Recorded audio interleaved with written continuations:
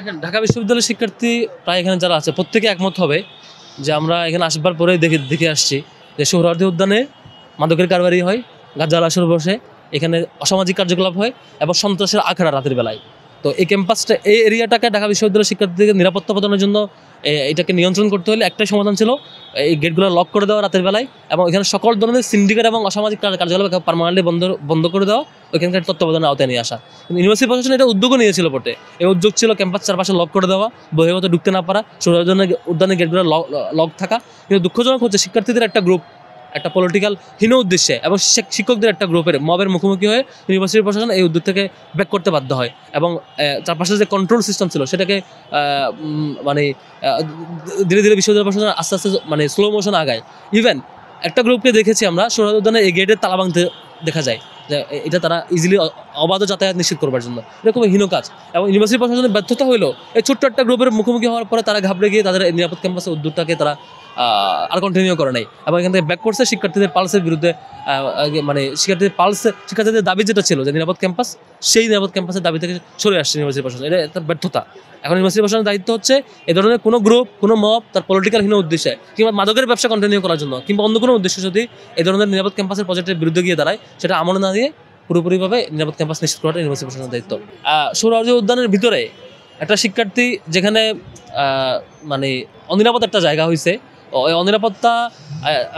অনিরাপদ হওয়ার পেছনে ইউনিভার্সিটি প্রশাসনের দায় আছে, আবার একসাথে মানে পুলিশ প্রশাসনের দায় আছে। কিন্তু এটাকে কেন্দ্র করে, এই লাশকে কেন্দ্র করে রাত 12টা বাজে একটা সোহরাওয়ার্দী উদ্যানের ভিতরে একটা ছিনতাই কিংবা সংঘর্ষের ঘটনা এবং পরবর্তীতে খুনের ঘটনাকে কেন্দ্র করে সরাসরি বিসি প্রক্টরকে দায়ী করে বিসি প্রক্টরের পদত্যাগ চাওয়া, এটা আমার কাছে লাশের রাজনীতি মনে হয়, লাশকে নিয়ে রাজনীতির সমতুল্য।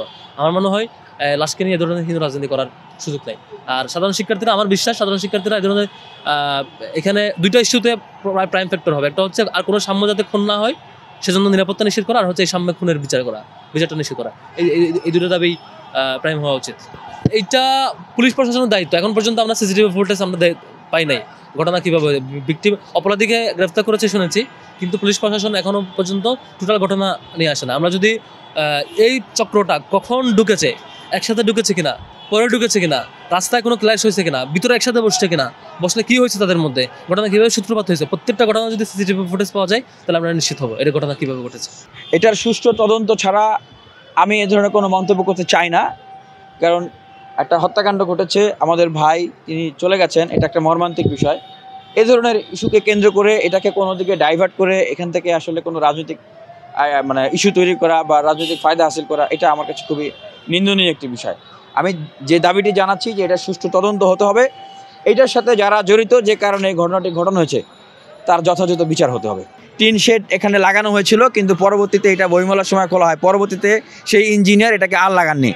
পরবর্তীতে এখানে আপনার হচ্ছে লোহার শৃঙ্খল দিয়ে সেটাকে তালাবদ্ধ করা হলেও পরবর্তীতে এটাকে আবার তিনি বলছেন যে ভেঙে ফেলেছেন, খুলে ফেলেছেন। এখন কথা হলো, দেখেন ভেঙে ফেলেছেন, খুলে ফেলেছেন, এটা রক্ষণাবেক্ষণ করার দায়িত্ব কার? এটা রক্ষণাবেক্ষণ করার দায়িত্ব তো উনার। তাহলে আজকে ভেঙে ফেললো, কালকে এটা নাই, তাহলে আপনি যখন জানলেন যে এটা নাই, আপনি কেন তখন সেটার আসলে পরবর্তীতে তত্ত্বাবধান করলেন না? তার মানে সোহরাওয়ার্দী উদ্যানের তত্ত্বাবধানের যে গণপূর্তের ইঞ্জিনিয়ার রয়েছেন, এটা কিন্তু মানে মেজরিটি দায়ী কিন্তু আসলে তার, মেজরিটি দায়িত্বই আসলে তার। তিনি সুস্পষ্টভাবে তার দায়িত্ব লঙ্ঘন করেছেন। এবং এই যে আমাদের শাহবাগ থানা আছে, সেই শাহবাগ থানার কিন্তু দায়িত্ব এই শৃঙ্খলাগুলো বিধান করা। নাকের ডগায় শাহবাগ থানা, এইখানে কিভাবে মাদকের আখড়া গড়ে ওঠে, এইখানে কিভাবে সিন্ডিকেট গড়ে ওঠে, এইখানে কিভাবে ভবঘুরেরা এখানে বসে থেকে মাদক সেবন করে, অনুমতি ছাড়া, অনুমোদন ছাড়া কিভাবে একটা উদ্যানের ভিতরে যত্রতত্র ব্যাঙের ছাতার মতো জোর জবরদস্তি করে বিভিন্ন রকমের দোকানপাট গড়ে ওঠে। এগুলোর তো হতে পারে না।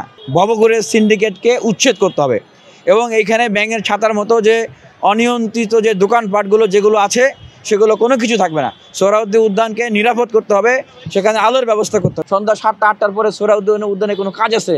এখানে তো কোনো কাজ নাই ভাই। তাহলে কেন 7টা 8টার পরে এখানে সোহরাওয়ার্দী উদ্যানকে খুলে, এখানে কিন্তু আবার সবাই প্রবেশ করতে পারে না, দেখবেন। হ্যাঁ, সেখানে প্রবেশ করার আবার কিছু সিস্টেম আছে। সুতরাং এই চক্রে এবং এই সিন্ডিকেট করে এখানে অপরাধের আড্ডাখানা যদি আর একদিনও যদি চলে, আমরা ঢাকা বিশ্ববিদ্যালয়ের শিক্ষার্থীরা কিন্তু সংশ্লিষ্ট যারা আছে আমরা কিন্তু কাউকে ছাড়বো না।